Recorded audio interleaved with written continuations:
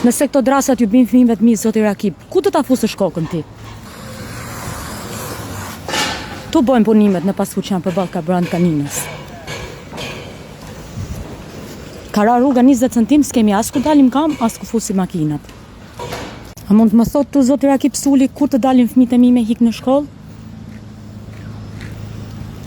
Edhe a mund të më thot zoti Rakip Suli pse kur vin te ke më te me bë denoncim? Nuk është thur akoma veni, ka të korruptuar i ke zoti Rakip policët?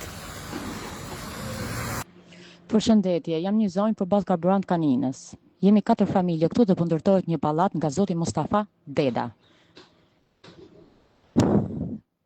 Sigurimi, domethënë, rrethimin nuk e ka bë akoma, ka fillu pallati që në qershor, që kanë vazhduar punimet.